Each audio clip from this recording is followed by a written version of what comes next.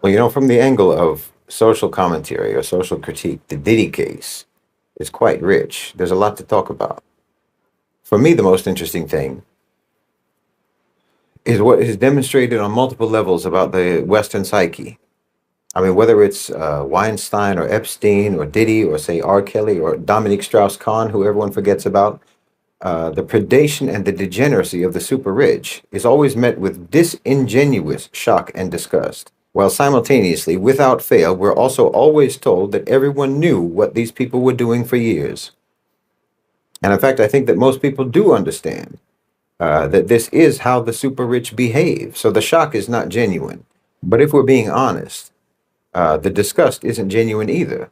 Because in fact, being rich enough to behave this way is precisely why many people want to be rich. The predation and the degeneracy are not peculiarities of the wealthy. The thing that makes them different is that they have the resources that enable them to do it. But for a very large percentage of people in the West, the only thing that's preventing them from behaving the same way is their comparative poverty, not their comparative piety. The rich are not necessarily any worse than the rest of the people morally. Their wealth just removes the constraints that restrict other people from being just as bad. I mean, if you look at popular entertainment, the sort of lifestyles that are promoted in popular entertainment and were promoted in the film and music industries by the likes of Weinstein and Diddy and R. Kelly and everyone else, that's the degenerate, debauched, hedonistic, anti-human, immoral lifestyle that they themselves were living and to which the consumers of that entertainment aspire. It's completely consistent with the mentality of colonizers and slave masters. The fantasy lifestyle for Westerners is brutal.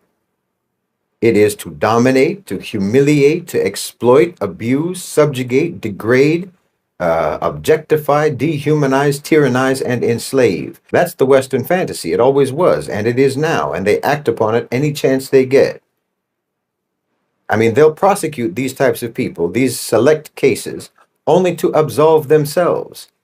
They need to burn someone at the stake just to convince themselves that they're better than them, that they're more righteous and more moral than them, but they're not.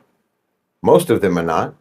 I mean, look at any music video, almost any music video, and tell me how it's not promoting the exact same lifestyle that you claim to hate Epstein and Weinstein and Diddy for. Meanwhile, those videos have hundreds of millions of views and hundreds of millions of likes, and you memorize the words of those songs. You have a problem.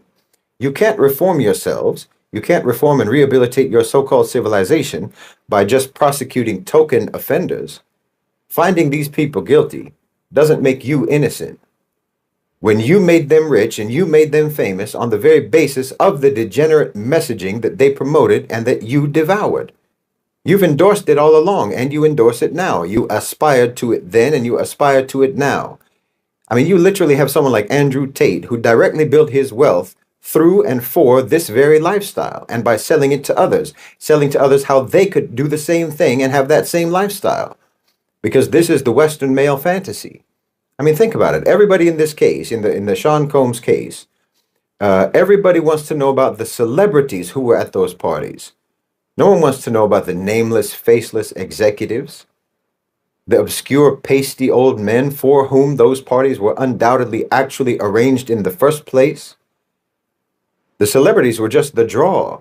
They were the party favors provided for those anonymous owners and controllers of global financialized capital. But you want to know about the celebrities because even in your proclaimed disgust, you're still fantasizing.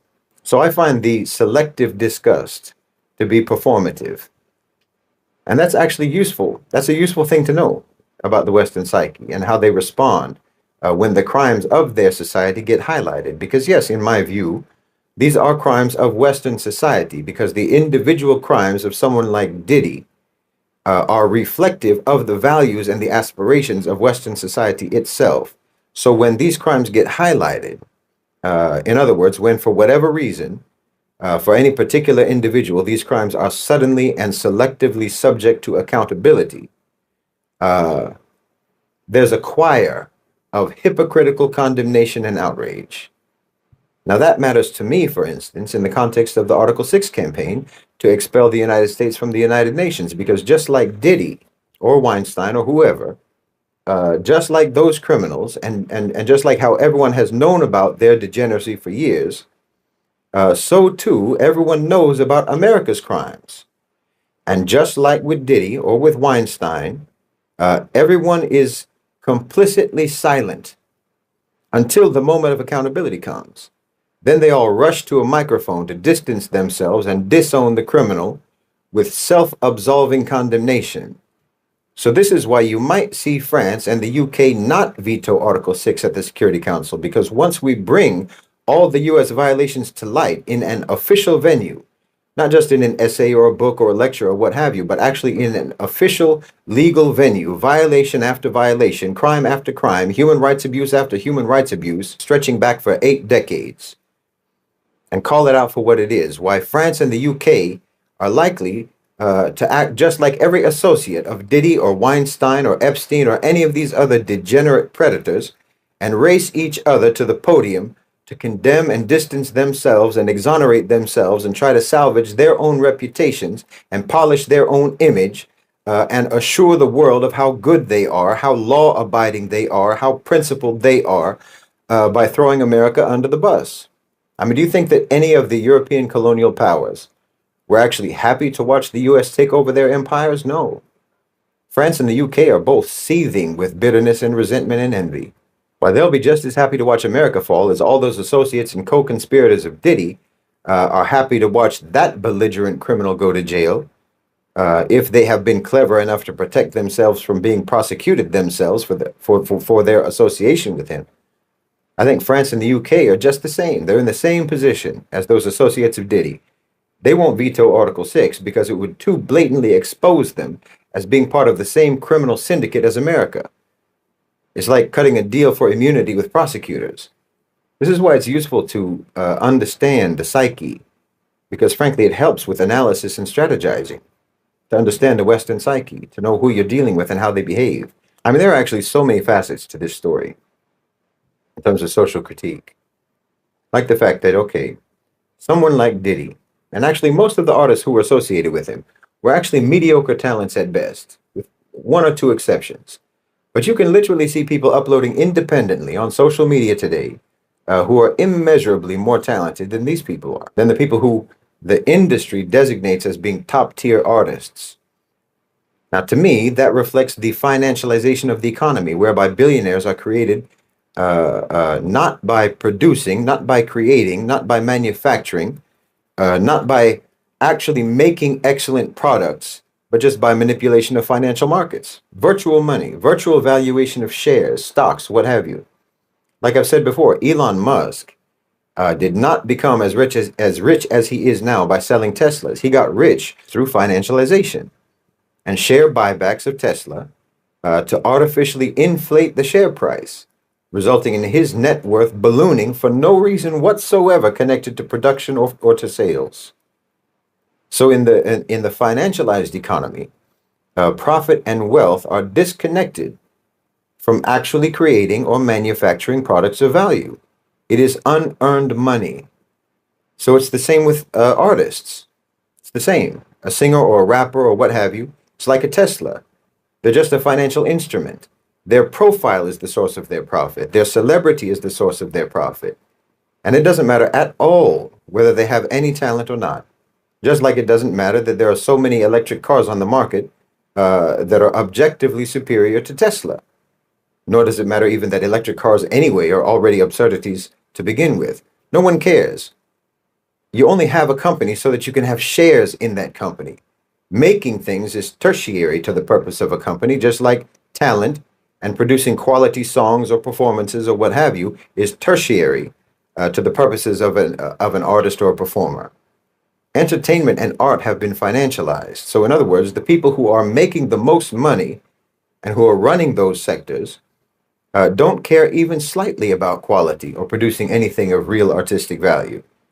This is why you have so many celebrities that everyone wonders why on earth they are celebrities when they observably have no talent whatsoever. I mean, the most obvious example, of course, is the Kardashians. who don't even pretend to have a talent. But I mean, you can find countless others among those people who the entertainment industry tells us are the most talented people in their field, but who are painfully mediocre in reality. Well, okay, this is in and of itself corruption. These are people who have built wealth without building value. So it's both corruption and immaturity. It's deceitful and parasitic, and it divorces reward from merit, from work, from discipline, from worth. It's getting without deserving. So you don't go through the development process as a person or as a society that you have to go through to actually deserve reward. That's the maturation process that can actually make you appreciate the reward once you have earned it. It's the maturation process that gives you integrity. Because unearned reward is just the other side of the coin of unaccountability. You know, if you can have unearned reward, then you will also feel that you should not have earned punishment.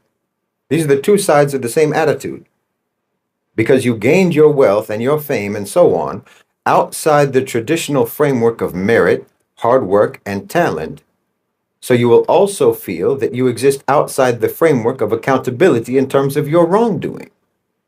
You're someone for whom the rules do not apply, because if the rules applied, well, then you wouldn't even be rich and famous, because you don't deserve that, and you haven't earned that by producing value. So you think that the rules don't apply either to your merit or to your demerit. This is very, very Western. So now you have people controlling incredibly influential cultural sectors who don't care in the least about producing quality. These people give you the soundtrack, the reference points, the lexicon, the standards, the style, the attitude, the perspective, the personality, the ambiance that pervades your whole society and culture. These degenerate, deranged, deceitful, diabolical people are like the cinematographers who set the framing of your view of the world. They're the filter of popular culture that's placed over the lens through which you see reality. And it's a very dark and very warped lens. But again, this is your so-called civilization. You know, you have this thing now, going around now, I've seen it online, that people openly talk about, what they call yachting, which is nothing but celebrities and models and actors, singers, what have you, literally being paid to fornicate with wealthy men on yachts, basically floating Diddy parties. And no one's offended, no one is outraged. Somehow for you, this is not disgusting. Because the lottery mentality of the West, you all hope to one day be one of those rich men on one of those yachts. Because you just take it as a given that this is the sort of thing that the rich get up to. And the only reason you don't get up to the same kind of debauchery and the same kind of predation as the rich is just because your finances prevent you. Not your morality, your finances. I mean, do you see how this looks to a Muslim? I mean, we see your social media platforms, Instagram, X, what have you, Facebook. These are largely being used just as delivery platforms, directing people to OnlyFans accounts or bookings for prostitutes.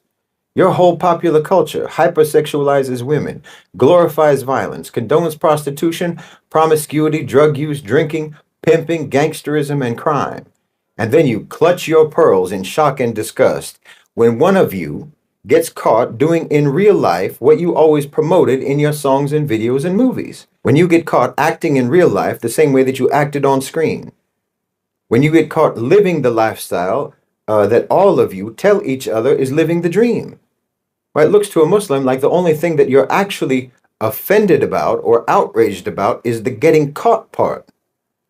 But then, like I said, you just use those opportunities as a chance to pretend to be disgusted by the behavior of people whom you made rich because they promoted that same behavior in their songs and movies and videos. I mean, why weren't you disgusted by it when it was put to a beat? Why, if Diddy had released tapes of his parties in the form of music videos, his net worth would have tripled, and he probably would have gotten a VMA award. Because the fact is, you approve of all this. You aspire to it.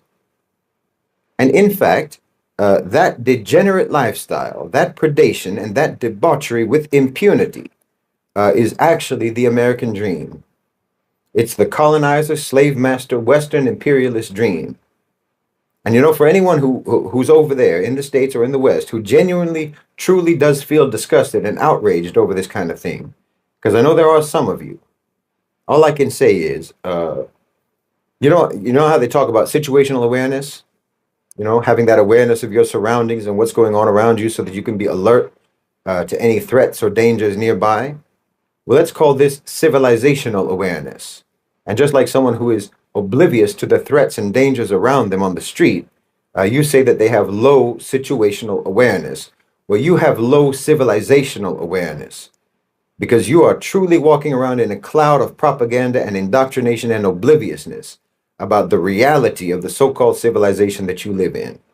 You think that you're walking around in a park in the middle of a sunny afternoon surrounded by flowers and fuzzy animals, but you're actually in a dead-end alley at 3 in the morning in the pitch dark, and you're surrounded by psychopaths and serial killers. No, people like Epstein and Weinstein and Sean Combs are not anomalies. You're the anomaly.